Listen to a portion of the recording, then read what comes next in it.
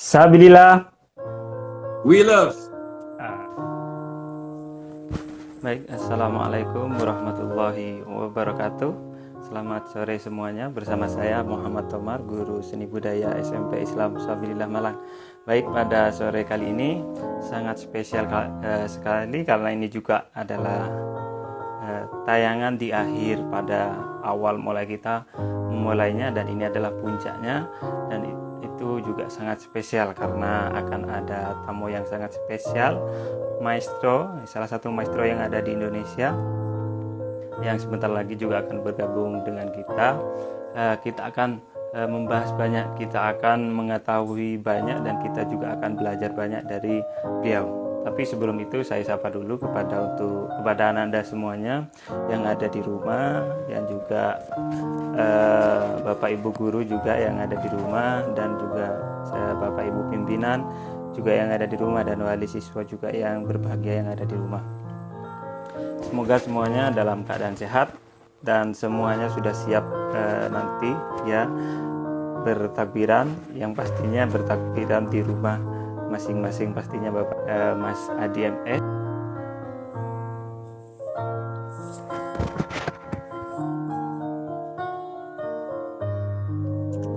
Halo. Halo. Assalamualaikum Mas Adi. Selamat sore. Sore. Sehat ya Mas Adi ya? Alhamdulillah sehat. Alhamdulillah. Sebenarnya saya grogi nih Mas. Sama saya juga grogi. Tidak bisa dipungkiri Mas Adi ini adalah pasti idola banyak orang, salah satunya saya mungkin yang sangat mengidolakan Mas Adi. Akhirnya tercapai juga bertemu dengan Mas Adi. Terima kasih banyak Mas Adi sudah meluangkan waktunya untuk bersama kita pada sore ini. Sama-sama, terima kasih. Atau Umar. Mas Umar, Mas Adi. Mas Adi, sebelum kita memulai mungkin kalau boleh tahu kesibukan Mas Adi nih, mungkin selama di masa pandemi COVID ini pasti juga Ananda siswa saya ataupun Bapak Ibu guru di rumah ataupun Bapak Ibu wali siswa atau yang lain pasti kepo nih Mas Adi ya, pengen tahu kegiatannya Mas Adi apa ya kira-kira.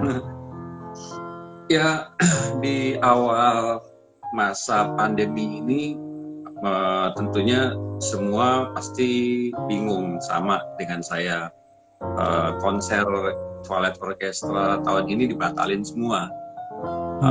Dengan demikian aku kan nggak ada income, jadi padahal punya staff, ada beberapa staff yang mesti digaji, karyawan yang mesti digaji, belum bayar ini bayar itu gimana, pusing. Tapi aku pikir ini kan problemnya semua orang, bukan aku aja, tapi seluruh bangsa, seluruh Indonesia, bahkan seluruh dunia, bahkan negara maju aja seperti Amerika berlipat-lipat kali lebih parah daripada Indonesia. Eropa juga jauh lebih parah daripada Indonesia. Mudah-mudahan Indonesia nggak terus meningkat makin parah dengan disiplin yang kurang ya. Nah, tapi saat ini paling nggak apalagi waktu saat awal pandemi itu kan kita masih belum separah mereka. Nah, jadi saya pikir saya nggak boleh mengeluh, nggak boleh terbawa perasaan, nggak boleh baper-baperan gitu. Jadi harus pikir positif, cari solusi. Setiap waktu di mana saya diperkenankan bernapas oleh Yang Maha Kuasa, harus saya manfaatkan sebaik-baik mungkin untuk dunia dan akhirat. Gimana caranya? Ya udah, terus akhirnya jadi lupain soal pandemi, soal ancamannya, soal ketakutannya. Yang penting pikir positif. Kata kuncinya positif. Karena kalau kita udah negatif, udah cemas gitu ya, kreativitas mampet. Terus inovasi semua pasti ketutup. Nggak mungkin ada inovasi apa segala macam. Orang kalau cemas nggak bisa mikir apa-apa. Gunanya apa? Nggak ada. Nggak solving the problem. Nggak menyelesaikan masalah. Cuma makin bikin dia lumpuh. Nah, makin nggak bergerak, fisik maupun pikiran itu ya mati, lama-lama mati. Kalau kita lihat pasien-pasien yang diharuskan tidur atau istirahat atau bed rest gitu ya untuk waktu yang lama, lihat deh, tulangnya mengecil, semuanya mengecil, shrinking gitu ya. Dan tentunya melemah, semua otot atau apa yang nggak dipakai gitu ya, itu pasti makin melemah, makin kecil. Nah, saya nggak mau otak saya makin kecil dengan cuma gitu aja. Saya harus berbuat sesuatu. Ya udah, akhirnya waktu itu bikin video itu rasa sayangi. Jadi saya ajak teman-teman, wah ini nggak ada duitnya nih, nggak ada honor, tapi mau nggak kalau kita bikin rasa sayangi di rumah masing-masing pakai HP masing-masing. Wah, ternyata antusias. Akhirnya aku collect semua hasilnya dari HP masing-masing, terus aku mixing sendiri di studio rumah, dari suara yang macem-macem, yang kering, yang gaung, yang ada jangkriknya, ada motor lewat, terus begitu saya utak-atik, akhirnya jadi satu mix. Videonya saya harus pelajari cara editing, yang nggak biasa berhubungan dengan editing, mau nggak mau saya pelajari dalam waktu singkat. Akhirnya jadi lumayan viral saat itu rasa sayangi gitu. Paling nggak saya sudah membuktikan sama diri sendiri bahwa saya bisa mempelajari hal baru.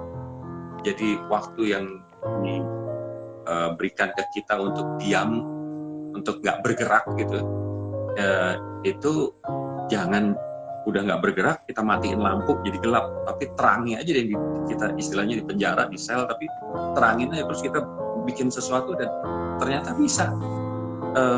Zaman sekarang nyari ilmu nggak kayak zaman saya dulu. Zaman saya dulu nggak ada internet, nggak ada apa gitu. Begitu saya butuh buku, saya punya kebiasaan tiap tahun keluar negeri waktu itu, ngumpulin duit, honor segala macam. Terus saya keluar negeri ke Amerika, ke New York, pasti duit habis, bangkrut pasti. Tapi pulang saya bawa sekopor buku. Nah, terus nanti tahun depan gitu terus tiap tahun habiskan uang untuk ilmu, untuk buku gitu. Sekarang nggak usah buku beli segala macam, gratis di YouTube, di apa ada ilmu-ilmu banyak sekali. Saya pelajari video editing bisa gitu. Jadi gitu kegiatan saya sampai sekarang selama masa pandemi ini. Saya berusaha untuk positif, mempelajari hal baru, karena buat saya ada dua hal pokok yang harus saya lakukan, yaitu reorganizing dan recharging. Reorganizing pada saat normal saya sibuk sana sini, akhirnya kadang-kadang meja berantakan, komputer file berantakan gitu ya, karena pengen cepat. Nah, sekarang saya organize semua dengan meja yang bersih, rapi, folder segala macam rapi, segala keputusan, segala pertimbangan itu akan jauh lebih cepat dilakukan. Kemudian recharging pada saat ini seperti HP yang udah mau lowbat gitu ya. Nah, sekarang waktunya saya isi dengan ilmu gitu. Kalau saya membayangkan kalau pemain musik, ya itu saatnya untuk banyak latihan daripada hari biasanya ngejob, konser, rekaman. Nah, ini waktunya untuk berlatih terus. Jangan sampai begitu pandemi selesai kita malah ilmunya berkurang. Sayang, bertahun-tahun belajar musik, kemudian gara-gara lesu, begitu udah balik pandemi selesai, malah mainnya kok jadi jadi self-help. Nah, jangan. Kita harus manfaatkan ini untuk persiapan recharging, untuk begitu selesai pandemi harus setingkat, 2 tingkat, 5 tingkat lebih tinggi daripada sebelumnya. Kalau misalnya malah kurang, berarti kita menyia-nyiakan kesempatan yang diberikan Allah. Allah berikan ini cobaan tuh pasti ada hikmahnya. Betul. Terima kasih Mas Adi, sangat membuka semua wawasan kita. Memang ternyata harus lebih banyak berpikir positifnya kayak Mas Adi, jadi itu lebih bermanfaat. Kebetulan saya juga sering melihat Mas Hadi meskipun tidak bisa secara langsung. Mungkin sekarang ini baru bisa sedekat ini. Mas Hadi punya kata-kata yang bagus, yang itu juga sering menginspirasi saya adalah fokuslah dengan hal positif yang membuat Anda bahagia. Itu pernah diucapkan sama Mas Hadi, itu benar-benar saya gunakan setiap harinya, atau mungkin semua banyak orang gunakan. Jadi hal positif itu memang sangat berpengaruh pada diri kita sendiri, Mas Hadi ya. Ya, karena saya pikir ya itu karena prinsip manusia hidup cuma sekali di dunia ini, dikasih kesempatan cuma sekali, dan sekali itu relatif singkat. Alam itu bisa ratusan ribuan tahun ada di bumi, tapi manusia itu cuma dikasih umur ya paling hebat kalau bisa 70 tahun, 80 tahun, bahkan 90 tahun. Wah, bersyukur banget. Tapi itu singkat sekali. Ada yang Mozart aja cuma 35 tahun. Tapi lihat betapa banyak yang Mozart buat yang bermanfaat bagi sesama, bagi manusia setelah hidupnya dia gitu. Bayangkan dengan waktu yang sangat singkat dia bisa kasih legacy, warisan yang benar-benar membahagiakan orang banyak. Itu kan luar biasa. Jangan sampai kita hidup umur panjang tapi nggak kasih benefit apa-apa ke masyarakat, ke keluarga, apa segala macam. Buat saya hidup bukan hanya untuk kehidupan nanti gitu atau di akhirat gitu. Itu penting sekali, kita jangan main-main.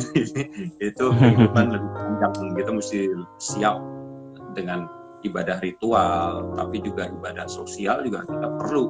Hablum minallah, hablum minannas, itu harus imbang. Saya nggak bisa kalau dan nggak respect kalau lihat orang yang kerjaannya cuma ke atas saja, karena ya harus imbang aja gitu. Dia harus juga kan beramal itu kan bukan memberi ritual ke atas aja, tapi juga bagaimana kita meringankan beban orang-orang sekeliling kita yang sedang berkesusahan gitu. Kita membangun sesuatu yang bermanfaat buat orang gitu. Itu beramal dan itu ada ada pahala yang setahu saya lah. Apalagi di saat seperti sekarang dimana semua susah, sesusah-susahnya orang, saya yakin sekeliling kita masih ada yang jauh lebih susah dari kita. Jadi jangan bilang saya nggak bisa beramal karena saya susah. Ya, semua susah. Tapi bagaimana kita menghadapi kesulitan ya. Ingat, badai pasti berlalu. Nggak ada kesulitan yang abadi, insya Allah. Nah, jadi bagaimana kita menghadapi kesulitan, tapi tetap beramal, pasti bisa. Ada barang-barang yang kita sudah nggak pakai gitu ya, nggak berguna buat kita. Tapi saat itu sebenarnya kita bisa beramal. Kita bisa ngajar, kita bisa bimbing kiri kanan yang membutuhkan, itu beramal. Bayangkan dalam situasi susah, kita tetap bisa beramal loh.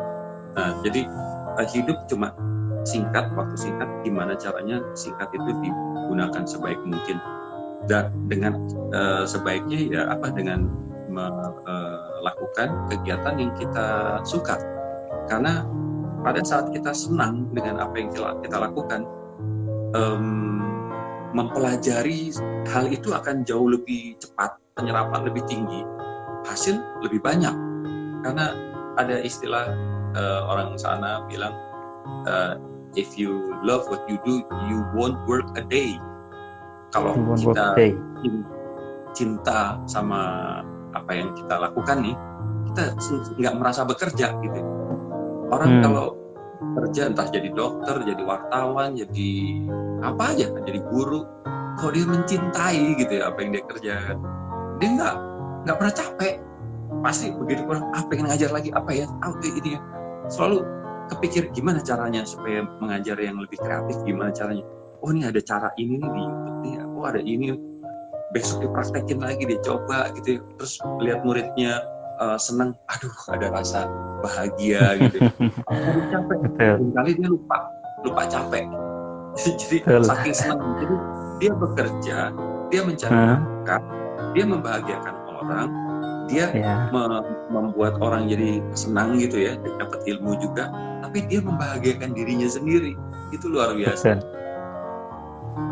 Betul, Mas Adi, itu juga eh, sangat ya, sangat-sangat betul sekali apa yang disampaikan Mas Adi. Itu juga, alhamdulillah saya juga merasakan. Memang terkadang kalau khususnya di mungkin pelaku seni Mas Adi, atau mungkin semuanya, ketika kita sudah bekerja dengan keras, kita bekerja keras terus cuapek, tapi melihat hasilnya anak-anak bahagia tuh wes Iya, lupa. Betul-betul Mas Adi, mungkin seperti itu. Jadi saya pernah dengar nih Mas Adi, pernah melihat salah satu video yang mengatakan seperti ini. Mas Adi MS itu kalau konser itu paling capek sendiri kan. Ketika itu waktu interview Mas Adi, ya, waktu sang maestro. Jadi waktu itu nggak, jadi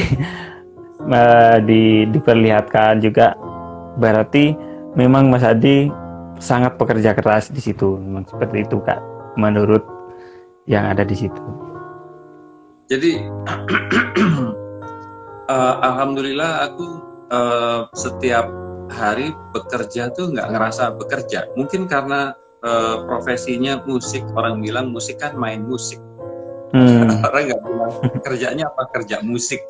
Orang dia pemain piano, jadi main-main terus. Kerjanya apa, main musik. Mungkin itu, tapi itu bercanda ya. Tapi ada benernya juga gitu ya. Ya itu yang mungkin juga karena yang tadi saya sampaikan, kalau kita mencintai apa yang kita kerjakan, kita tidak merasa bekerja gitu, kita merasa bersenang-senang gitu. Dan dalam bersenang-senang itu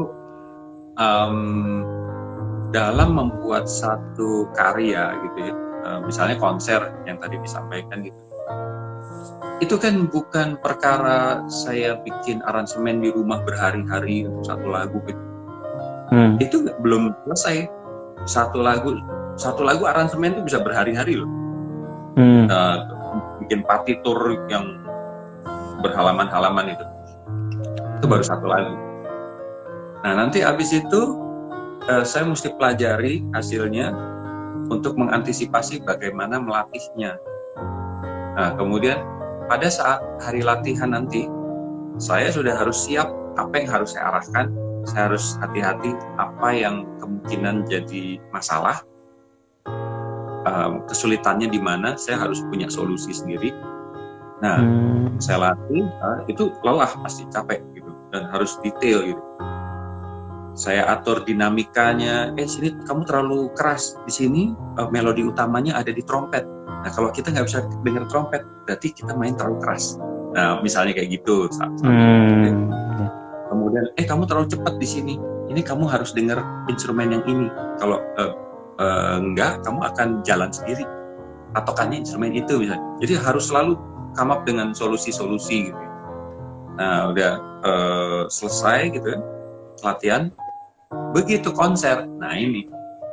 Pada saat konser, kalau kita konsernya di concert hall di Jakarta tuh ada Aula Sinfonia Jakarta.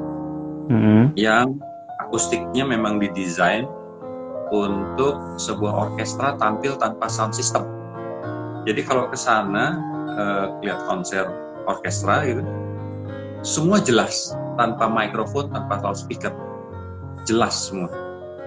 Tapi kan kemewahan itu langka di Indonesia, mungkin cuma satu, cuma gedung itu. Nah, kita seringkali harus tampil di tempat-tempat yang membutuhkan sound system, kayak di ballroom, lagi di arena olahraga, kita sering butuh sound system.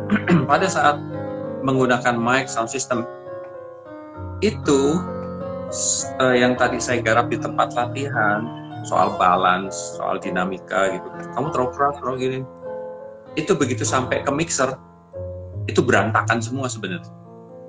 Jadi percuma saya capek-capek latihan, membangun segala macam, begitu sampai panggung yang ada mikrofonnya, keras, lemah atau lembutnya suara itu bukan ditentukan oleh keras. Dia bisa main keras sekali si biola, tapi kalau mic-nya dimatiin, sementara yang lembut, yang flute mainnya lembut sekali, Tapi kalau di mixer sana dinaikin secara tidak proporsional, jadi kekerasan.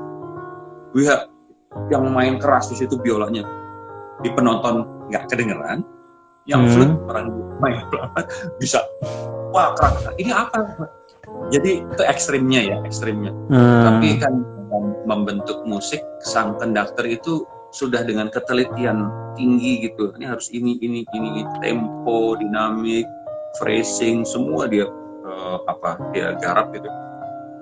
Tapi sekali lagi begitu ditangkap mikrofon, salurkan ke mixer belakang, terus disalurkan ke loudspeaker, seolah-olah fungsi konduktor sudah diambil alih oleh si operator atau sound engineer. Jadi konduktor sebenarnya sound engineer. Nah, itu bahaya sekali. Nah, kalau sound engineer-nya memang sudah terlatih, sudah memang ada ilmunya gitu ya, dan dia punya kuping yang bagus ya, dan suka memang terbiasa dengan orkes simfoni, dia tahu. Tapi di Indonesia jarang.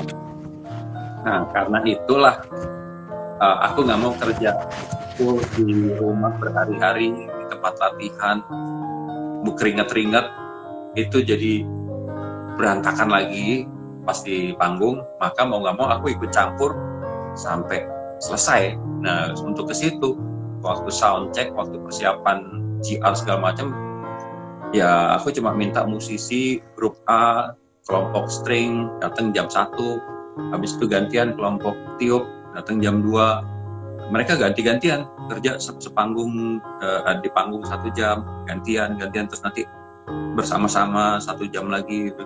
Tapi aku datang dan bekerja di panggung itu biasanya 2 jam sebelum musisi pertama hadir, terus nonton. Kalau makan pun aku pasti makan sambil kerja, biasanya bacang supaya nggak repot gitu. Makan siang tuh terus sambil coba main biola 1, coba cello main, makan terus biasanya 6 jam nonstop kerja, 6 jam. Habis itu istirahat sebentar, coba ganti tuxedo, kadang ada shower, mandi sebentar biar seger, terus udah langsung keluar, muka diseneng-senengin seolah padahal capeknya sampai otak. Jadi udah harus fokus ke musik saat itu. Gitu. Oh gitu Mas Adi, luar biasa. Jadi sekarang kita banyak tahu ya dari Mas Adi, dan juga memang sangat pekerja keras, dan kita juga harus mencontoh sepertinya biar tahu dengan detail dengan baik, dan itu sebenarnya pelajaran untuk kita. Oleh karena itu kita ke tema sekarang Mas Adi, yakni peran musik dalam dunia pendidikan. Ini dari kacamata seorang Mas Adi MS nih, peran musik itu sendiri dalam dunia pendidikan tuh seberapa banyak mungkin Mas Adi, khususnya di Indonesia di zaman sekarang ini, di zaman mungkin Mas Adi bisa membandingkan dengan zaman dulu atau kemajuan teknologi atau musik yang ada di zaman sekarang. Silakan Mas Adi. Jadi memang dibandingkan dengan negara-negara maju, kita masih belum optimal lah memanfaatkan musik dalam dunia pendidikan. Musik di Indonesia itu masih dianggap hiburan aja, belum dianggap atau dianggap seni lah gitu ya, yang harus dinikmati begitu ya, tetapi tidak dilihat sebagai alat pendidikan.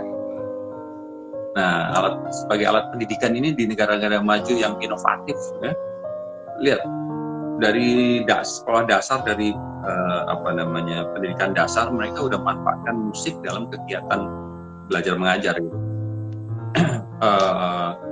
Anak didorong untuk belajar instrumen ya, kemudian yang penting sekali setelah belajar instrumen secara individu, mereka didorong untuk ikut kelompok ensemble, di mana di situ bukan hanya refining ilmunya kompetensinya, tetapi juga berorganisasi, belajar berorganisasi, belajar teamwork. Nah, jadi ya dimanfaatkan lah gitu ya. Di Indonesia itu saya zaman dulu pernah ngomong sama beberapa menteri zaman Pak Harto itu. Kadang-kadang kalau saya ngomong pentingnya gedung konser, pentingnya orkestra dan sebagainya, dan di sekolah juga seperti negara-negara maju, nggak usah barat, itu negara Cina, Jepang, Korea Utara, Korea Selatan lah, semuanya tuh excel hebat sekali dalam menguasai musik klasik barat, karena mereka tuh memandang itu bukan simply barat timur. Mereka jangan main-main, kebudayaan bangsa Cina tuh tinggi sekali, ribuan tahun, dan dia punya musik yang hebat juga. Jepang juga gitu, Korea sama, semua punya budaya yang adiluhung lah gitu ya.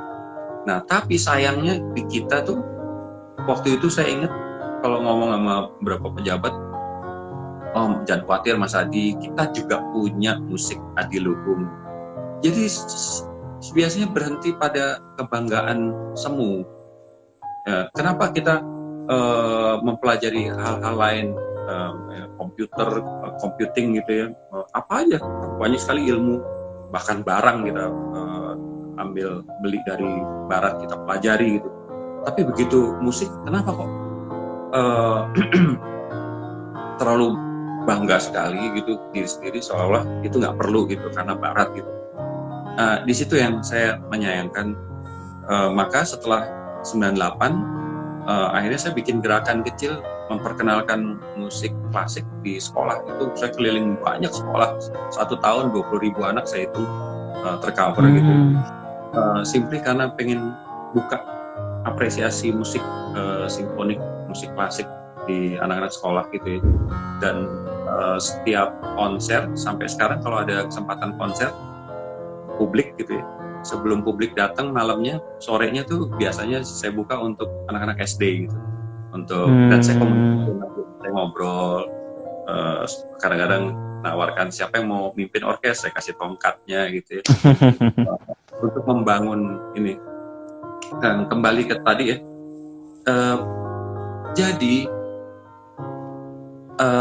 pendidikan yang paling penting di 10 tahun pertama itu kan pendidikan karakter. Ya, kalau pendidikan keilmuan apapun itu kan bisa kemudian ya. Saya belajar musik terlambat sebenarnya, dulu umur 12 tahun baru belajar piano gitu ya. Saya nyesel, tapi saya selalu ingat apapun pasti ada hikmahnya. Udah, saya tekun aja udah. Tapi akan lebih ideal kalau lebih dini, karena menyangkut pembentukan karakter gitu. Nah, maka di sekolah-sekolah di mana, di Jepang dan lain-lain itu, di SD itu jarang, saya nggak pernah lihat malah yang pakai rankingan, kemudian ujian yang berat-berat gitu ya. Itu lebih sifatnya bermain, yang membentuk karakter secara halus, secara tidak memaksa, tidak pushy gitu. Nah itu yang salah satu alat yang paling efektif, musik. Bayangkan di musik ya, musik itu pada saat kita mempelajari not balok, dan di Indonesia istilahnya not balok ya, sebenarnya notasi biasa lah gitu ya, secara angka gitu. Bayangkan pada saat kita belajar not balok itu, terus belajar memainkan instrumen ya, itu sebenarnya otaknya bekerja secara penuh. Otak ada kiri, ada kanan.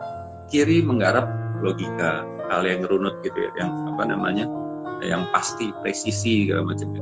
Tapi otak kanan kan lebih menggarap hal-hal yang sifatnya imajinatif gitu ya, yang estetika gitu ya. Ini cantik, ini kurang bagus, kurang indah gitu ya. Nah itu kan lebih di kanan. Itu yang juga menentukan kreativitas seseorang gitu, daya imajinasi itu lebih di kanan gitu. Nah di musik itu dua-duanya bekerja secara maksimal. Di dalam membaca not balok itu yang matematis itu kan ketentuannya matematis sekali ya. Betul. Dan satu not dihilangkan aja, bukan diganti tapi dihilangkan aja.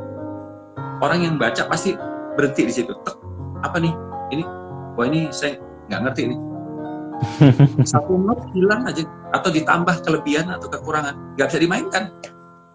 Note 4 ketuk terdiri dari note setengah, ada 2, terdiri dari 4 note seperempat, terdiri dari ada berapa note seper-16, seper-32, seper-4 dan seterusnya. Matematis, mainkan harus dengan presisi, dilatih untuk presisi ya. Tapi pada saat yang bersamaan dia nggak bisa mainkan begitu aja tanpa imajinasi. Dia harus menginterpretasikan musik yang matematis itu, diisi jiwa, diisi dengan rasa. Nah, ini yang membuat orang kagum karena konstruksinya dibangun dengan jelas, tetapi indah gitu ya. Kalau cuma indah tapi aut-autan, ya pasti orang ini fals nih apa segala macam.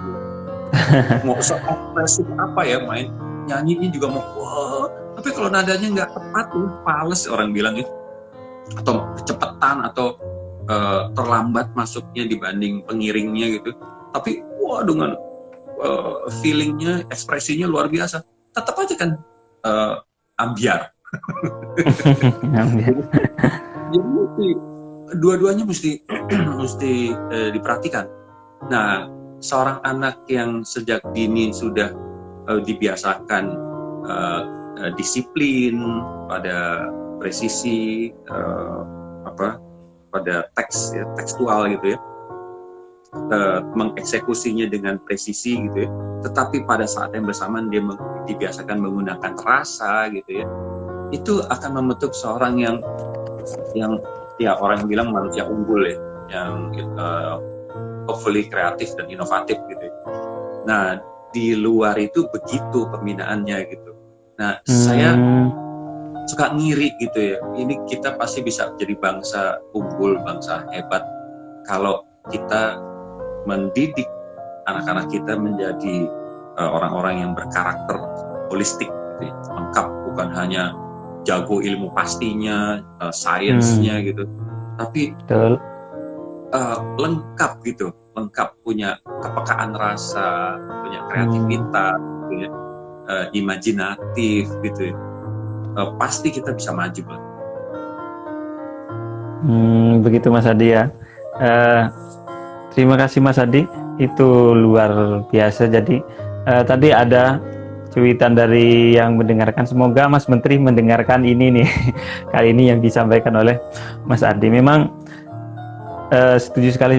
Berarti benar nggak Mas Adi kalau misalkan ada yang ada pendapat yang mengatakan seperti ini, kalau bermain musik dimulai dari kecil itu bisa memperimbang antara otak kanan sama otak kiri. Jadi anak itu akan jadi mungkin empatinya bagus, rasanya bagus, dan secara karakter malah juga baik. Apakah itu memang benar gak kalau dilihat dari penjelasannya Mas Adi, kalau kita membina dari kecil pasti larinya anak ke sana. Jadi benar itu Mas Adi ya, mendidik anak, melatih anak mulai anggap saja melatih bermain piano atau les piano, itu akan memperhalus mereka secara otak kanan atau otak kiri. Benar Mas Adi?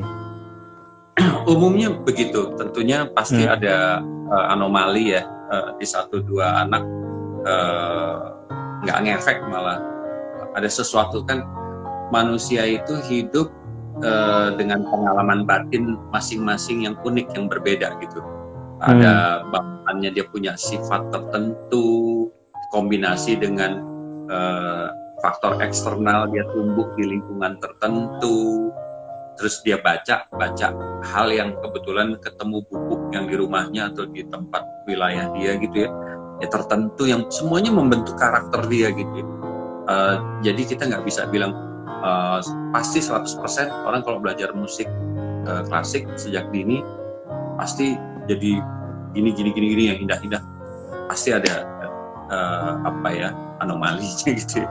Tapi umumnya kita belajar aja dari bangsa-bangsa yang udah maju gitu. Jepang misalnya, itu dari kecil itu udah begitu. Saya saking penasarannya 15 tahunan yang lalu gitu, saya ke sekolah Jepang yang di Bintaro tuh, kan ada sekolah Jepang dari SD sampai dari TK sampai SMA.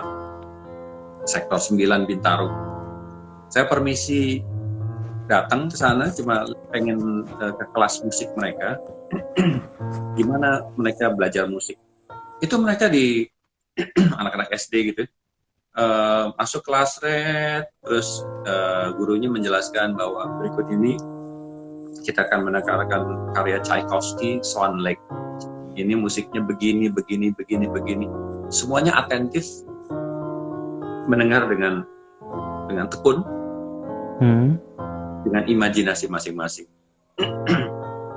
Kemudian ditanya, apa perasaan kamu? Menurut kamu apa bagusnya di mana? Itu dirangsang. Jadi kalau kita dibiasakan analitis gitu ya terhadap sesuatu, ya kita akan terbentuk daya analisa kita gitu. Tapi kalau kita dibiasakan abai gitu, ya kita nggak akan jadi kritis. Di sekeliling kita tuh banyak sekali hal-hal yang kita bisa analisa ya. Banyak sekali mengenai ruang, tata ruang, mengenai udara. Saya nafas gitu ya, kalau ada suara kalau ada bau sampah gitu, pasti saya ini siapa yang bakar sampah ini bahaya nih. Saya banyak orang nggak peduli. Atau di suatu toko, saya pernah cukur rambut gitu di mall gitu. Ini kasih musik bagus si salonnya itu ya. Tapi sayup-sayup suara musiknya itu beradu dengan musik mall yang keras juga. Jadi sebenarnya dua musik disatukan, sebagus apapun dua musik itu, begitu nyampur gitu, chaos. Jadi saya bilang matiin aja, mendingan salah satu. Nah, menjadi kritis itu terhadap semua gitu ya, itu memang mesti dilatih gitu. Dan ya memang kadang-kadang mengganggu ya. Saya kritis tapi saya terganggu tapi saya nggak bisa apa-apa. Saya paling seringkali dibilang perfeksionis nih gitu. Nah, di Indonesia itu kadang-kadang kalau kita kritis terhadap sesuatu dibilang perfeksionis. Karena kita ada di masyarakat yang umumnya, maaf aja ya, tidak dibina daya kritisnya gitu ya, terhadap apa aja gitu. Terbiasa untuk nerimo bagus. Kalau kita udah nggak bisa apa-apa gitu, ikhlasin aja, nerimo aja. Tapi kalau kita bisa bikin lebih baik gitu, kita mesti bikin lebih baik. Nah, Jepang misalnya membuat makanan itu bukan enaknya aja, tapi dilihatnya juga. Lihat deh bagaimana Jepang bangsanya membuat kemasan apapun gitu, makanan apapun semuanya indah gitu. Wow, itu kepekaan estetika mesti dibina itu dari kecil. Nah, melalui Di Jepang itu jelas sekali melalui pendidikan musik sejak dini. Sekarang ponakan saya lagi sekolah di Jepang, sama gitu, ikut orkestra cilik dan bagus. Jadi luar biasa. Saya ingin sekali Indonesia lebih nggak abai gitu mengenai manfaat atau fungsi musik sebagai pendidikan. Kadang-kadang musik dianggap sebagai satu ancaman gitu ya, diharamkan apa gitu, aneh gitu ya. Kalau kita mengaji itu ada unsur musik, jangan salah ya. Ada lama pendek gitu ya, satu huruf dibaca gitu, itu kan ada aturannya gitu, iramanya gitu. Kemudian ada nada, ada pitch, ada frekuensi. Azan juga demikian. Azan kan nggak Allahu Akbar, Allahu Akbar, Allahu Akbar, Allahu Akbar, asyhadu alla ilaha illallah, asyhadu anna, kan nggak gitu kita dengar azan. Betul. Dengan lalu azan tuh dimasukkan unsur estetikanya. Allahu Akbar, Allahu Akbar. Nah, itu ada nada. Ada nada, nggak datar. Terus ada panjang pendeknya. Ada unsur musiknya. Ada tekanannya. Ada aksentuasinya. Yang nggak ada mungkin harmoninya.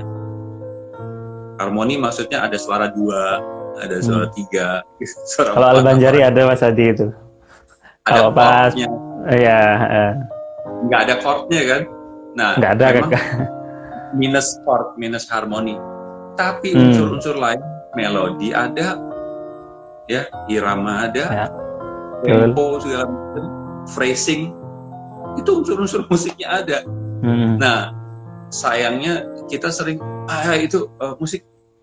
Tapi kalau di ngaji dan di azan segala macam itu ada unsur musiknya nggak apa-apa gitu. Padahal kita tahu bahwa musik itu seperti semua hal. Pisau itu bisa buat makan daging, ya kan? Perlu, bayangkan kalau daging kita robek-robek kan repot ya. Tapi pisau memudahkan itu semua. Ya, kita bisa makan daging dengan enak. Tapi itu bisa membunuh, bisa bahaya. Sama musik juga seperti pisau. Fungsinya banyak, bisa positif, bisa negatif. Nah, bangsa-bangsa Barat memanfaatkan musik secara positif sehingga bisa menjadi bangsa yang inovatif, kreatif, ya, disiplin dan sebagainya. Belum tradisi menonton konser dibiasakan untuk menghormati siapapun yang tampil. Nggak ada tuh orang tampil terus ngomong sembarangan, apalagi berisik gitu. Kalau harus ngomong biasanya bisik gitu. Terus mau buka handphone pasti pelan-pelan, karena begitu kita agak gelap kan penonton, yang terang kan panggung. Begitu ada satu ngeluarin handphone terus nyala, ya seperti di bioskop, ya kan, gelap. Sebelah kita ngeluarin handphone pasti yang lain terganggu gitu kan. Nyala sendiri. Nah, di itu ada tradisi yang saling menghargai yang lain gitu. Buka buku, program juga pelan-pelan gitu ya. Nah, itu salah satu pembinaan karakter yang dilakukan melalui kegiatan musik tadi. Oke, baik. Terima kasih Mas Adi. Itu ilmu baru. Panas Mas Adi, nggih? Oke, itu ilmu baru yang mungkin sudah banyak membuka wawasan kita sekarang mengenai musik ataupun yang lain. Ada salam Mas Adi ini dari Bapak Kepala Sekolah kita, Bapak Idi. Kebetulan Bapak Idi-nya, kebetulan Kepala Sekolah Berprestasi Nasional kemarin Bapak Idi ini, alhamdulillah Mas Andi.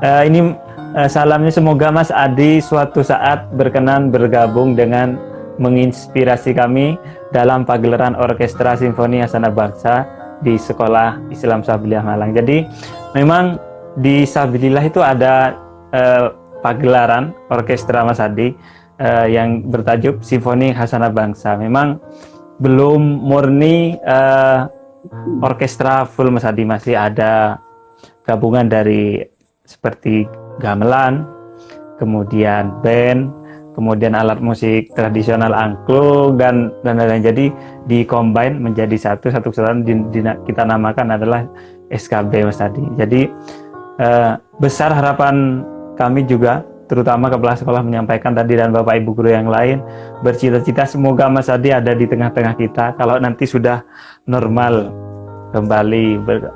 Siapa tahu bisa amin ya. Nanti anak-anak kita pasti juga menunggu. Dari tadi komennya SKB Pak, itu sangat berharap Mas Adi. Itu semoga terwujud nanti setelah semuanya normal Mas Adi. Kemudian ini menarik Mas Adi. Ada pertanyaan tadi, yang pertama, apakah kurikulum musik atau seni budaya musik di negara kita atau di Indonesia itu sudah sesuai Mas Adi? Itu yang pertama. Yang kedua, mulai umur berapa Mas Adi anak itu sekiranya bisa dilatih atau diperkenalkan dengan musik? Seperti itu Mas Adi. Ada dua pertanyaan bagus kan? Kalau perhatian pemerintah terhadap dunia musik ya, itu memang saya sedih juga dari zaman Pak Harto dulu awal saya bermusik sampai selanjutnya juga.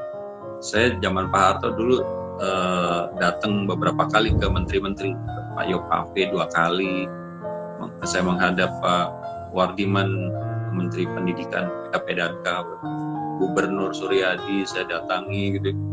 Saya nggak bicara soal toilet orkestra, tapi bicara soal seberapa jauh kita bisa manfaatkan musik bagi pembentukan karakter bangsa itu tadi, dengan membentuk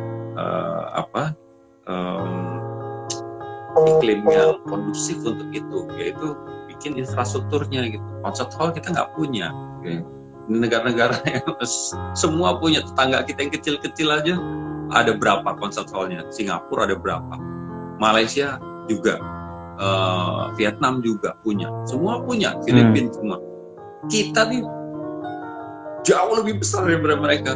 Kita tuh gila, berapa kali lebih besar wilayah dan populasinya dibanding tetangga ASEAN kita paling besar, tapi satu pun kita nggak punya concert hall. Aneh banget. Sekarang even di Timur Tengah nih, di Dubai dia bangun opera house, luar biasa. Di Irak ada, Iran ada. Apa ya, kita nih apa sih? Waktu itu saya terganggu, tapi lama-lama saya ya udahlah. Begitu saya katakan tadi, begitu 98 terjadi, saya udah patah arang. Saya nggak mau berharap terhadap pejabat-pejabat lah. Saya harus bikin perubahan sendiri, yaitu ke sekolah-sekolah saat itu, dengan harapan nanti kalau mereka jadi pejabat atau decision maker, mereka pasti insya Allah punya wawasan yang lebih baik ya, bisa menghargai seni gitu, sehingga keputusannya itu bisa ya mempertimbangkan banyak hal gitu, nggak sekedar pembangunan fisik, ekonomi aja segala macam. Tapi sampai sekarang pun saya pasrah. Kadang-kadang ada bantuan, tapi bukan dana ya, bantuan ya gitulah, dibanding dengan yang di barat, di mana-mana negara maju gitu, belum ada apa-apanya gitu. Nah, di dunia pendidikan juga sama, belum. Tapi sejauh mana harus dikritisi, saya nggak berani, karena saya harus lihat detailnya dulu, nggak pengen asal jeplak ngomong gitu. Cuma kok saya punya belum memanfaatkan musik secara optimal sebagai alat pendidikan saja. Nah, kemudian tadi soal pertanyaan kedua itu, apa tadi pertanyaan kedua? Umur berapa kira-kira sudah? Sebenarnya ya dari sedini mungkin. Mozart itu umur 4 tahun udah bisa menciptakan lagu. Anak saya Kevin sama Tristan itu 3,5 tahun, mereka saya lesin musik, kasih pelajaran musik, belajar piano klasik gitu ya. Bukan berharap mereka jadi musisi. Kalau sekarang akhirnya mereka musisi juga, itu ya mungkin karena tiap hari ngeliat kegiatan bapak ibunya kali ya. Tapi benar-benar pertimbangan pertama itu ya simply saya pengen mereka tumbuh secara holistik gitu, jadi lengkap gitu. Dan ini yang penting dipertimbangkan juga, si anak itu harus sedini mungkin, tetapi juga harus senang belajarnya. Kadang kita kasihan ya, sekolah musik kadang-kadang dari luar bagus, tapi ternyata begitu diperhatikan, sang guru itu membuat beban si anak gitu, dengan misalnya minta anak harus begini, nanti harus gini ya, kadang-kadang dimarahinnya kayak gimana gitu. Ini yang kita mesti hati-hati gitu. Kadang si anak itu tidak berhasil belajar musik, belum tentu karena si anak tidak berbakat loh. Kadang-kadang karena guru tidak bisa mengajar. Buat saya pedomannya adalah tidak ada anak yang bodoh, yang ada hanya guru yang tidak bisa mengajar gitu. Tidak ada orkes yang jelek, yang ada hanya konduktor yang tidak baik memimpinnya. Karena kalau saya bilang menyalahkan ini pemain trompetnya nggak bagus gini-gini, jangan salah, sebelum sampai ke panggung konser, si konduktor punya hak untuk memutuskan banyak hal. Tiba-tiba pemain trompetnya nggak bisa karena sakit, dia mesti cari ganti, nggak taunya penggantinya kurang baik, dia paksakan repertoar yang membutuhkan keahlian trompet tertentu ke orang yang baru ini, dia paksakan, akhirnya gagal. Bukan salah si pemain trompet itu, salah konduktor. Dia bisa misalnya menambah waktu latihan, dia bisa mengganti repertoar gitu, mengganti ini jangan, ini nggak usah dibawakan nih lagu ini, ganti yang ini nih, yang ini nggak membutuhkan trompet misalnya. Banyak keputusan yang dia bisa bikin sedemikian rupa sehingga hasil akhirnya baik. Kalau semua orang bisa nyalahin, ya semua orang bisa jadi konduktor gitu. Sama aja guru, nggak semua orang bisa jadi guru, butuh passion kan. Tapi kalau si guru terus nanti satu kelas tuh banyakan yang gagal, wah itu udah indikasi gurunya yang nggak benar. Tapi kalau cuma 1, 2, 3, ya di mana-mana pasti ada ya yang kekurangan. Di situ butuh satu bimbingan khusus kan memang. Kembali ke umur berapa, ya saya tetap sampaikan sedini mungkin, tapi pastikan dia dapat bimbingan dari pengajar yang baik, yang bisa menumbuhkan minat atau passion. Kadang-kadang memperkenalkan lagu tertentu, menceritakan apa gitu ya. Kadang-kadang bikin gimmick apa yang si anak jadi antusias, bukan sekedar ini salah, ini betul, bukan begitu gitu. Bikin apa ya, antusiasme itu dari banyak hal, dari gimmick, dari cara dia menyampaikan, lain-lain. Oke, terima kasih Mas Adi. Jadi yang bertanya tadi itu jawabannya, sudah sangat jelas. Banyak sekali juga jawabannya dari Mas Adi dikupas secara tuntas. Untuk yang tadi pertanyaan pertama, mungkin butuh khusus karena beliaunya juga harus hati-hati dalam melihat seperti apa, karena belum tahu dengan detail seperti apa. Tapi memang masih seperti feeling, masih dirasa. Sepertinya saya sebagai guru juga sependapat dengan yang disampaikan Mas Adi tadi itu. Okay. Tapi ada tambahan juga sedikit bahwa kita juga harus ingat bahwa kecerdasan itu kan di tiap-tiap manusia kan beda-beda ya. Ada kecerdasan musikal gitu ya, ada kecerdasan kinestetik, ada kecerdasan spasial, kecerdasan matematis, linguistik, dan lain sebagainya. Kalau dulu kan zaman saya belajar tuh cuma dilihat anak pinter apa anak nggak pinter gitu. Jadi kalau kita matematiknya bagus, oh ini anak pinter gitu, seolah-olah zaman dulu gitu. Oh kalau kita anak jago menari gitu atau olahraga gitu, tapi matematiknya jelek, nggak dianggap pinter tetap. Zaman sekarang terbuka nih bahwa banyak orang yang matematikanya jeblok, tapi dia olahragawan yang luar biasa. Wah, kaya rayanya luar biasa di luar sana, gitu kan? Musik juga, wah dia pelajaran jeblok apa, tiba-tiba, wah dia jadi terkenal dan secara material sukses sekali. Juga ada beberapa yang gagal secara edukasi formal gitu ya, tiba-tiba jadi penemu ini, penemu itu. Jadi kita mesti sadari bahwa manusia beda-beda, kecerdasannya beda-beda gitu. Nah, kembali ke pendidikan musik kalau bisa sejak sedini mungkin, tapi juga dengan mempertimbangkan itu. Bayangkan kalau bawaannya aja secara lahiriah, bawaan gitu ya, genetik gitu. Dia memang kecerdasan musikalnya memang kurang gitu. Terus kita paksakan, ya enggak juga, jangan sampai gitu ya. Kalau bisa dipancing dulu, pastikan memang minatnya itu gitu. Dan ada minat kah untuk belajar musik gitu ya. Nah itu bisa. Tapi kalau tiap hari itu maunya bola apa segala macam ya, musik nggak pernah ngemat gitu ya, ngemat aja nggak bisa ngitung gitu ya. Terus kita paksakan, kasihan ya, jadi siksaan dia. Oke, kebetulan yang ditambahkan Mas Adi itu bisa menjawab pertanyaannya Ibu tadi, mamanya If ya, yang bertanya tadi mengenai itu, jadi langsung bisa dijawab itu jawabannya. Ada pertanyaan yang bagus lagi nih Mas Adi, apakah orkestra atau pertunjukan orkestra itu mungkin yang dimaksud yang nanya ini adalah harus lagu klasik, Mas Adi? Monggo. Gini, klasik nih maksudnya klasik barat ya, kan Indonesia juga punya klasik ya, maksudnya klasik ya. Karawitan itu kan klasik juga. klasik barat secara satu paket gitu ya, dengan notasinya, dengan ilmunya, ilmu harmoni gitu, kemudian dalam mengeksekusinya, ilmu conducting, ilmu macam-macam di situ, itu ternyata dianggap di dunia yang paling lengkap gitu ya.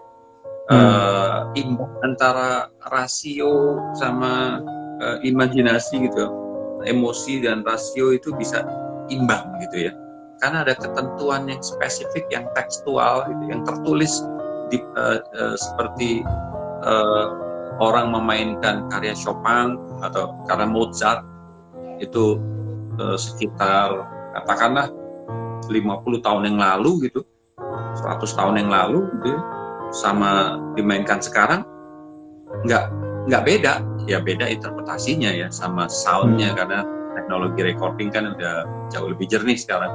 Tapi kalau dilihat note-nya nggak ada yang berubah, nilai note segala macam, secara relatif dinamikanya juga di mana yang perlu lembut, nggak jadi tiba-tiba zaman sekarang jadi keras yang lembut itu gitu ya. Karena ketentuan yang spesifik, yang detail dari notasi. Di kita umumnya di Jepang, di Cina dalam memainkan instrumennya kan sebenarnya tidak memakai tulisan. Jadi tradisinya tradisi oral umumnya ya, aslinya gitu kan. Jadi turun-temurun, Bapak ngajarin anak ngene loh, bung, kayak gitu. Nah itu di orkestra klasik barat itu bagusnya tradisinya tradisi tulis. Jadi ada naskah yang tertentu, yang tekstual gitu, yang bisa dibawa, disampaikan generasi demi generasi dengan amat detail gitu ya. Tentunya membutuhkan interpretasi, membutuhkan imajinasi untuk membawakannya sedemikian rupa sehingga jadi personal, bukan robotik gitu ya. Tetapi kan dasarnya ada naskah yang pasti gitu. Nah, karena itulah saya waktu itu ngobrol sama orang-orang guru-guru Jepang gitu, kan saya ke sekolah itu saya nanya, kok itu foto-fotonya foto komponis barat gitu kan, Jepang kan katanya kebanggaan terhadap tradisi lokalnya kan superior gitu. Dia bilang, kami akui, tapi kami pelihara tradisi kami dengan baik, kami hormati, kami ajak anak-anak mencintai tradisi asli bangsa kita, tapi untuk kepentingan pendidikan, nah itu tadi sekali lagi, untuk kepentingan pendidikan kita melihat ya memang ini yang paling tepat untuk dipakai gitu. Dimana di gini ya, banyak sekali kalau dalam memainkan musik tradisi di mana-mana ya, bangsa manapun kan jarang kita dengar apa ya, kompetisi pemain gamelan atau kecapi. Jarang kan? Jarang. Saya nggak pernah dengar malah ya. Tapi kompetisi piano, ya, kompetisi conducting, kompetisi pemain biola gitu, itu banyak sekali. Karena apa? Untuk melombakan, memperlombakan antara satu pemain dengan pemain lain gitu, cari yang terbaik. Itu kan lebih mudah, lebih jelas, parameternya lebih ada gitu ya. Sejauh mana dia teliti membaca naskah, membaca partitur. Nggak usah ngomong perasaan atau interpretasi dulu lah. Soal ketepatan membaca partitur, presisi gitu. Note yang udah tepat, membacanya benar, tapi dengan irama yang kurang rapih aja udah jadi satu penilaian. Misalnya lagu Indonesia Raya misalnya, Indonesia Raya itu kan ditulis oleh Josh Kleber, aransemennya itu pam pam pam pam pam pam pam pam pam, seper-16, taka taka taka taka taka taka taka taka taka taka tam patam pam padam padam pam, mestinya begitu kan, Indonesia tanah air, mesti gitu kan. Betul. Tapi di kita tuh sering dimainkan Indonesia tanah air gitu. Kadang-kadang lebih bagus dikit triplet, yang lebih seper-16 jadi triplet, takata takata takata tak, Indonesia tanah airku, mestinya Indonesia tanah airku. Jadi ini apa namanya, ada wibawa, ada apa ya, tegap gitu ya. Ada semangat tegap. Ada lagi di tempat-tempat tertentu ya. Saya itu lebih lagi, Indonesia tanah air. Jadi seper-8 notnya. Ta ta ta ta ta ta ta ta. 17 Agustus juga. 17 Agustus kan sebenarnya seper-16. 17 Agustus tahun 45. Waktu saya merekam lagu itu kebetulan penciptanya Pak Husain Mutahar masih ada, masih hidup. Saya sempat bersahabat juga dengan beliau tahun 97. Nah itu dia puas, senang banget dengan rekaman yang saya buat waktu itu. Akhirnya jadi terbentuk, orang mulai sadar Indonesia 17 Agustus banget, nah gitu ya. Dulu 17 Agustus. Nah udah lama saya nggak ketemu yang aneh-aneh. Suatu ketika saya diminta memimpin waktu hari kemerdekaan berapa tahun yang lalu. Saya diminta memimpin 4.000 narapidana di penjara Cipinang. 4.000 orang saya mimpin 17 Agustus. Harusnya 17. Ternyata mereka nyanyinya semua tuh 17 Agustus tahun 45. Nggak mungkin nggak ada waktu latihan kan. Ya udah saya coba semangati tetap dengan cara mereka aja. Itu untuk menggambarkan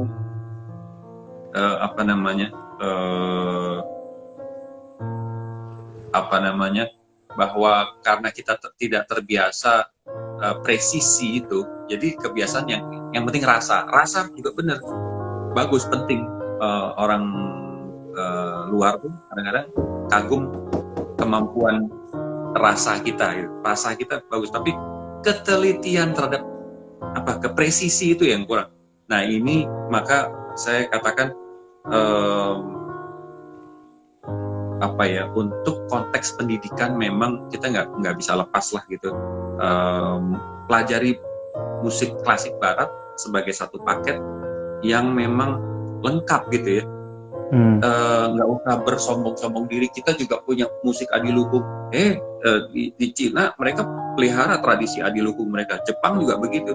Tapi bicara mengenai musik simfonik yang presisi, mereka kompatibel dengan bangsa-bangsa lain.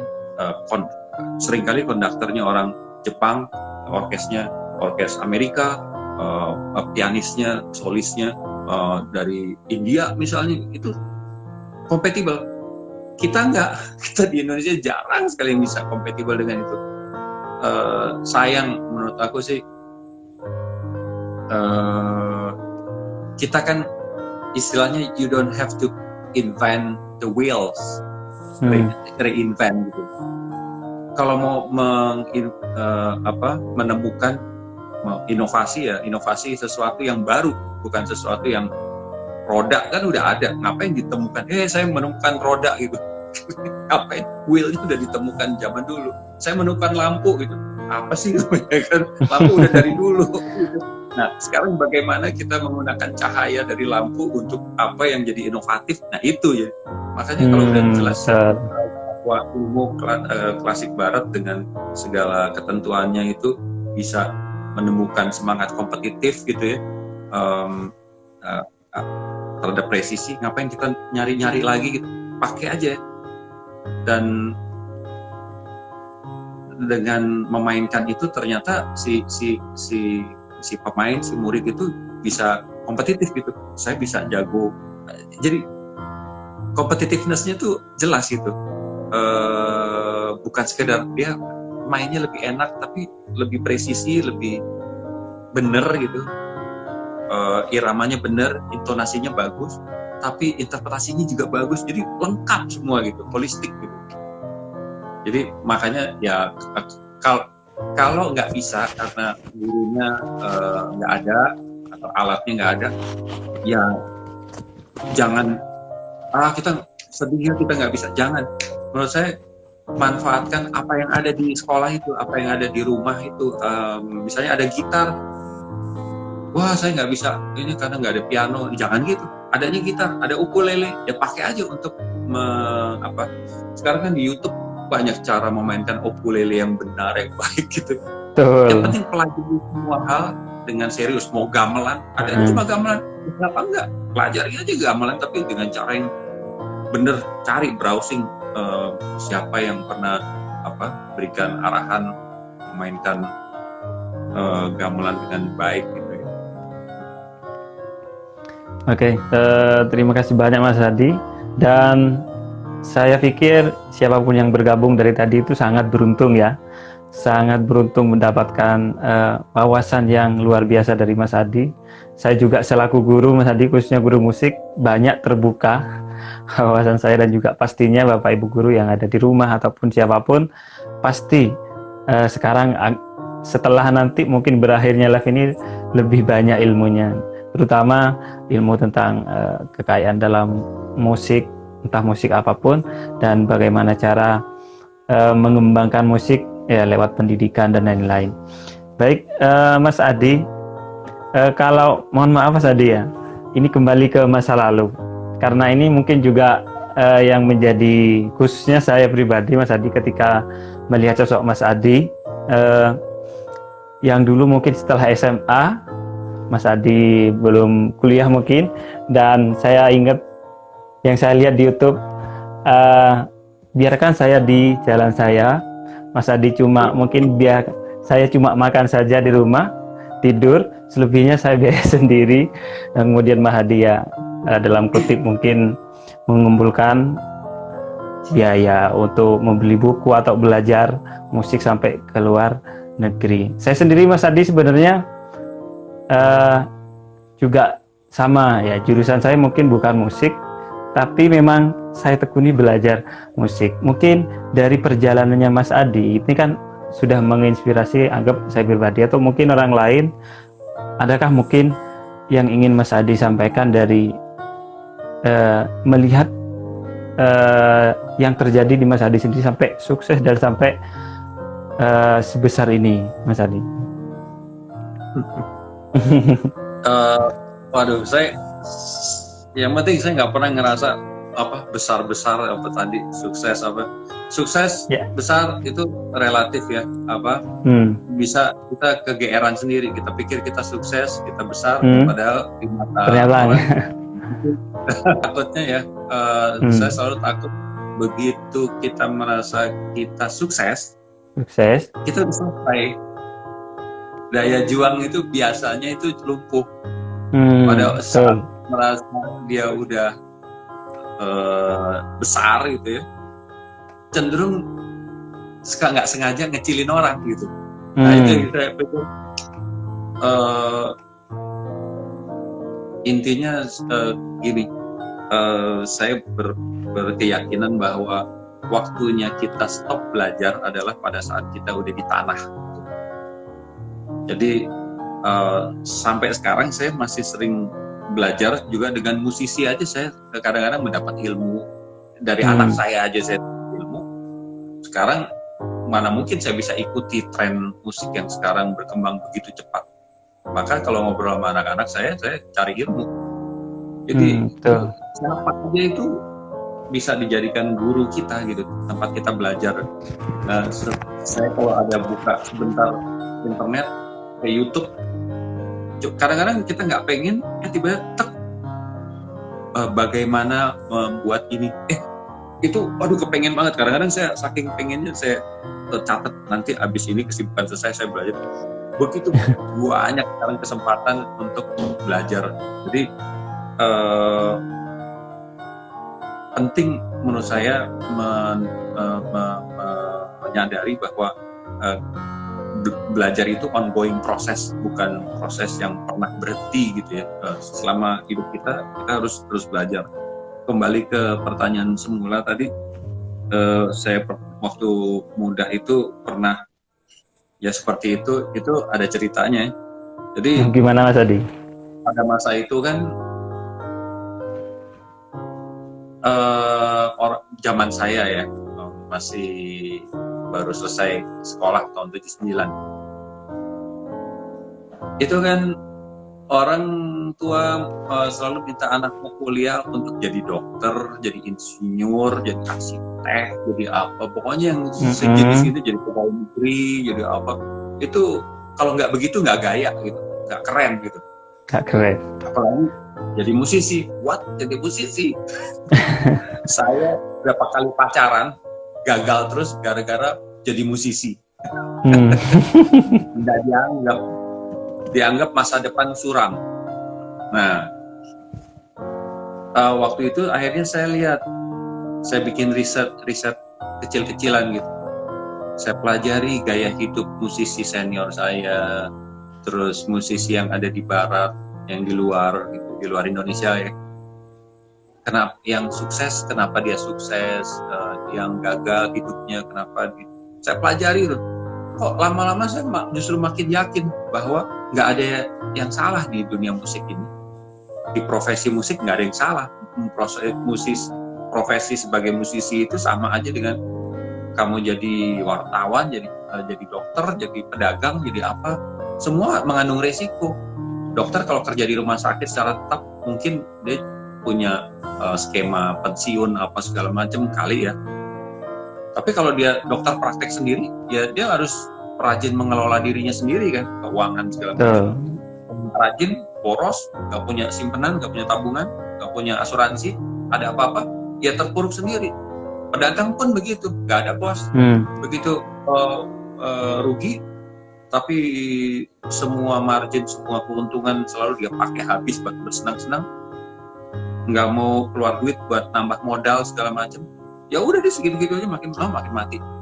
Jadi musisi pun sama, jadi butuh pengelolaan hidup. Jadi butuh ilmu hidup lah, bukan ilmu musik aja gitu. Jadi profesi sama. Nah, tapi papa masih nggak mengizinkan. Ya udah, saya bilang sama papa, "Pak, maaf, mulai saat ini aku nggak mau terima uang papa. Tuh lulus SMA. Aku mohon diizinkan dan maaf nih, jangan ganggu hidupku," istilahnya. Papa punya 8 anak.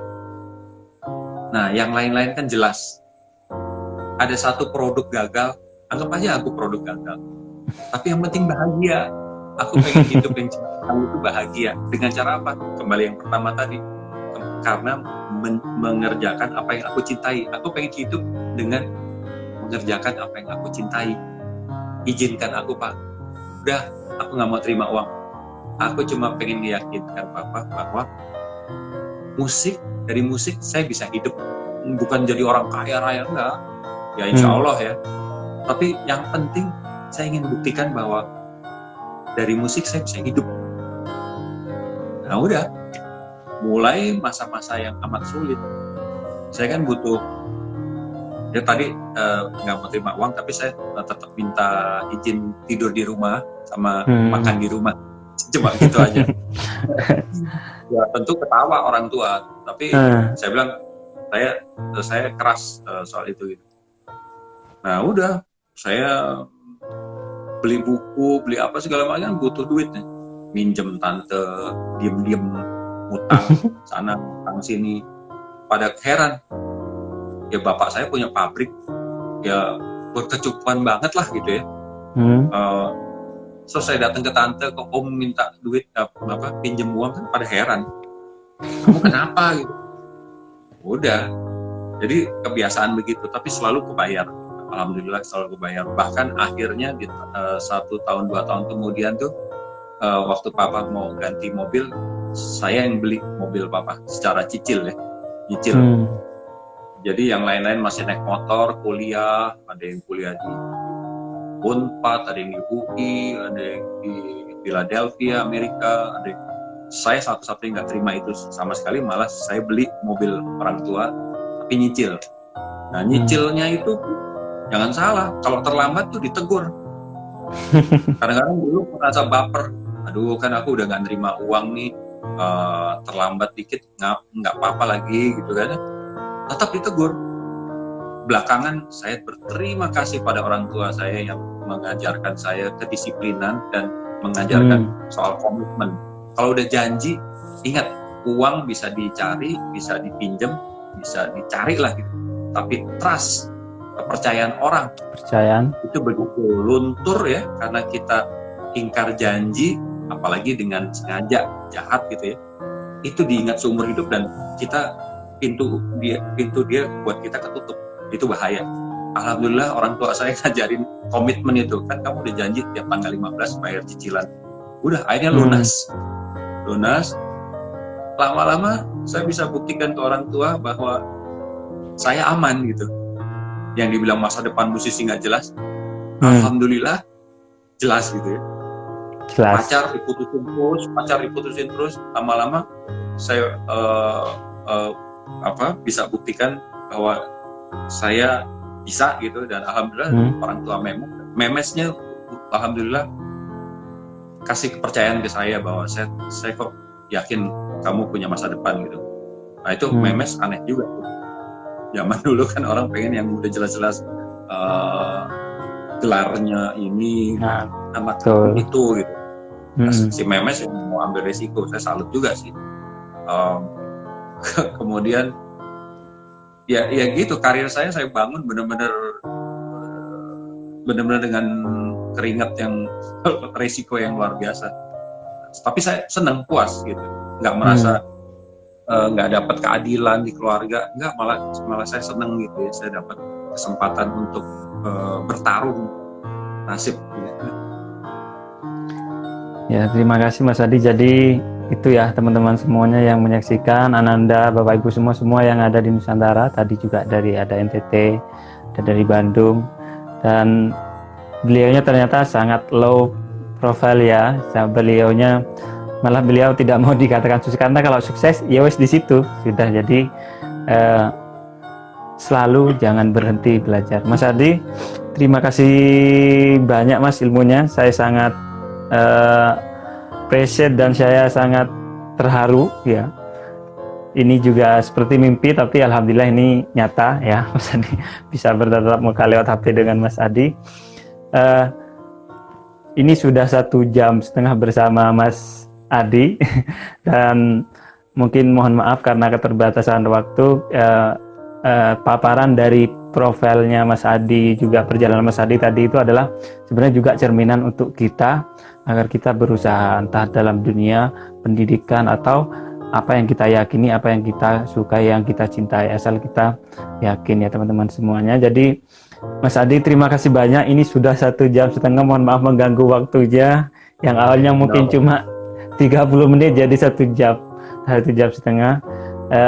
Mas Adi, mungkin ada hal-hal yang ingin disampaikan atau beberapa kata yang ingin disampaikan kepada khususnya calon generasi bangsa Mas Adi, atau yang kedua calon generasi bangsa, yang kedua untuk yang mempersiapkan generasi bangsa, Bapak Ibu guru Mas Adi, untuk siswa dan Bapak Ibu guru Mas Adi, dari Mas Adi.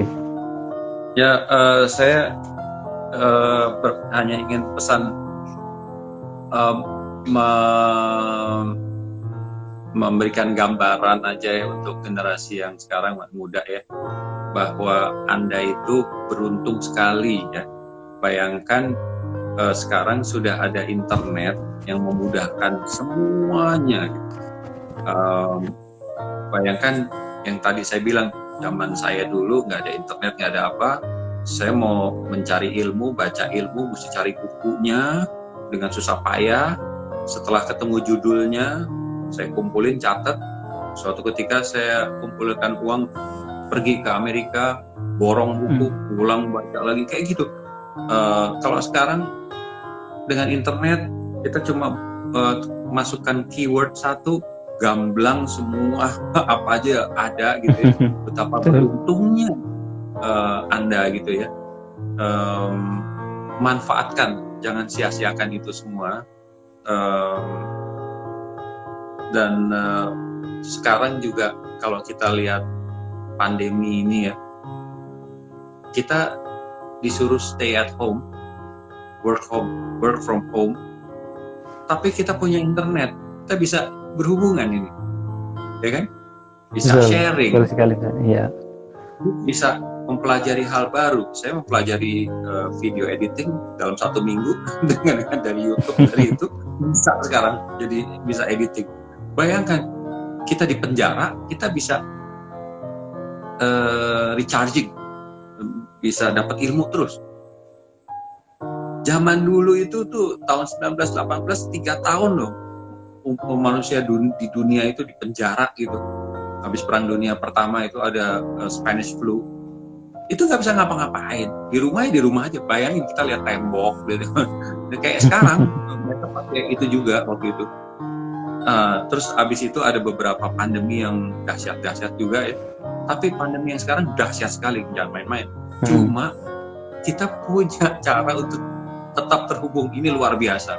Nah, jangan sia-siakan ini, jangan sia-siakan waktu di rumah, dan karena mentang-mentang kita nggak ke sekolah, kita bisa bersenang-senang nonton. Setiap waktu, setiap menit yang kebuang itu, itu benda sesuatu yang berharga yang kita nggak akan dapat lagi. Manfaatkan, masa depan lebih kompetitif nanti. Jadi manfaatkan sebanyak sebisa mungkin waktu yang ada ini untuk pelajari hal baru. Sekarang juga semangatnya lebih bagus daripada zaman dulu. Sekarang semangat kolaboratif itu tinggi ya, sharing, semangat sharing tinggi gitu, itu tinggi. Bikin seperti ini di Zoom, saling berbagi gitu, itu bagus sekali. Pokoknya bergerak, jangan diam, dan pikir positif. Tidak ada badai yang tidak berlalu. Insya Allah badai pasti berlalu. Badai pasti berlalu.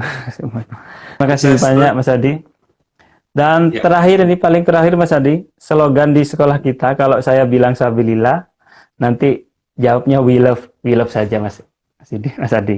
Untuk yang terakhir, sabilillah, we love. Terima kasih Mas Adi kesempatannya, mohon maaf mengganggu waktunya, semoga bermanfaat ilmunya. Ya. Assalamualaikum Mas Adi. Waalaikumsalam.